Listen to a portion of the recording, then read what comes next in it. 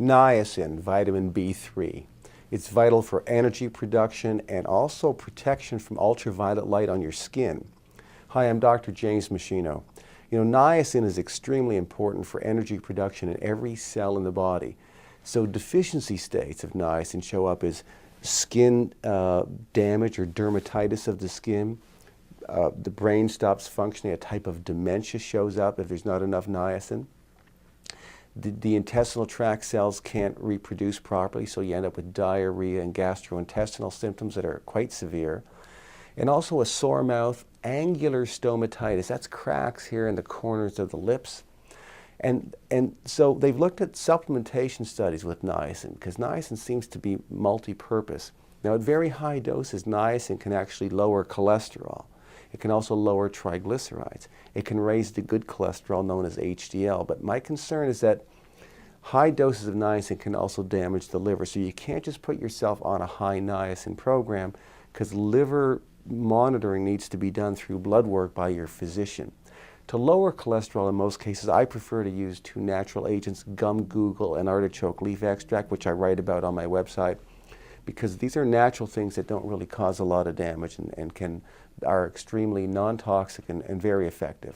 But back to niacin, we have seen studies where high doses of niacin, or significant doses, not enough to be toxic, can help to reduce the damage done by ultraviolet light to the skin, because the energy that the skin cells require, that niacin gives them to repair damage from ultraviolet light, seems to decrease some of the steps that are important in the prevention of skin cancer. And that's why I think niacin, a B vitamin, a B complex with 50 milligrams of niacin, I think is something you should take every day.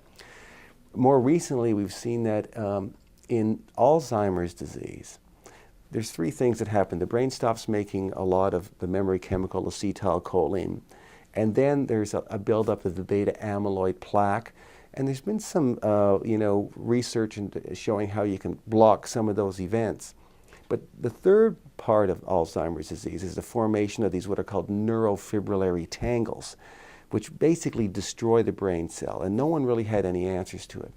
Well, recently some animal studies have shown that niacin at certain dosage, very high doses, has been able to block the formation of neurofibrillary tangles in certain animals that are predisposed to Alzheimer's disease. And so human studies will probably follow very shortly. In terms of niacin supplementation, if you're going to be taking it as a supplement at high doses, it's contraindicated in people that have gout or an active ulcer, or if you have liver and gallbladder disease. You cannot take high doses of niacin. Those problems will get worse.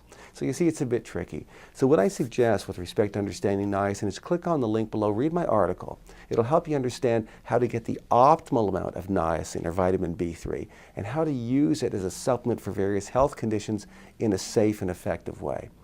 Now remember that at machinohealth.com you'll see my other teaching materials or footage from my live seminars, other research review papers that I have, other downloads and resources I've created. They're all there to help you lead a long, healthy, functional life.